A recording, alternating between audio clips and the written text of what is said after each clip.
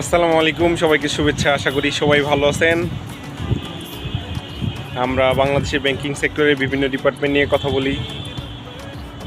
আজকে ব্যাংকিংয়ের বাইরে আমরা আরও কিছু ব্যাপার নিয়ে কথা বলবো। আমরা জানি যে সম্প্রতি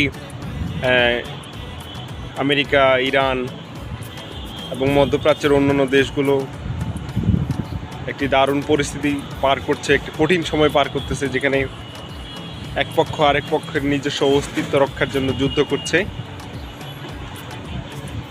যেহেতু সারা দুনিয়াতে এই মধ্যপ্রাচ্যের দেশসমূহ জ্বালানি তেলের অন্যতম সরবরাহকারী, তারা সারা দুনিয়াতে মূলত এই জ্বালানি তেল রপ্তানি করে তাদের আয় নিশ্চিত করে থাকে।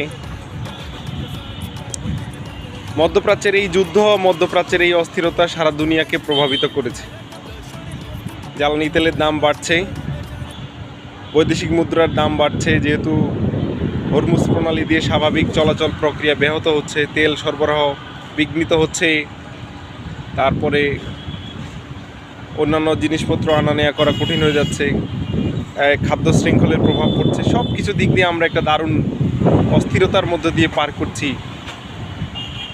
আমরা সাম্প্রতিক সময়ে কিছু ব্যাপার খেয়াল করলে দেখা যায় যে আমাদের দেশে জ্বালানি তেলের জন্য যে চাহিদা বা দেশের সরকার যেভাবে পদক্ষেপ নিয়েছে, ঠিক আমাদের পার্শ্ববর্তী দেশসমূহ সুন্দর সুন্দর কিছু পদক্ষেপ নিয়েছে, রক্ষণশীল পদক্ষেপ নিয়েছে, যাতে করে এই ধরনের যদি চ্যালেঞ্জ তৈরি হয়ে যায়, এই ধরনের যদি পরিস্থিতি আরও খারাপ হয়ে যায়, আমরা যাতে এটা মোকাবেলা করতে পারি।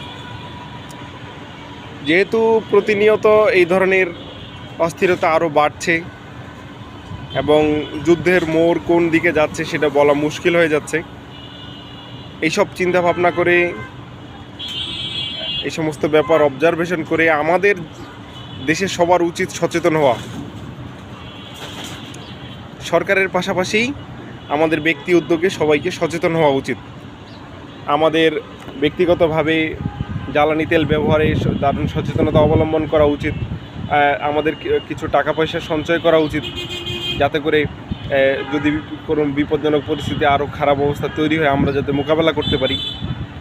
এছাড়া আমাদের কিছু সাধন করা উচিত, মানে হচ্ছে যেটা অপ্রয়োজনীয় খরচ, এই অপ্রয়োজনীয় খরচ আপাতত একটু বন্ধ করা উচিত পরিস্থিতি স্বাভাবিক হওয়া পর্যন্ত। এইভাবে করে নিজেদের আবার কিছু উৎপাদন প্রক্রিয়া রয়েছে, এই উৎপাদন প্রক্রিয়া বাড়ানো যেতে পারে, যাতে করে আমাদের যদি চাহিদা যোগানের মধ্যে যে গ্যাপ তৈরি হয়, এটা যাতে আমরা পূরণ করতে পারি। এই সমস্ত চিন্তা ভাবনা করেই আমাদের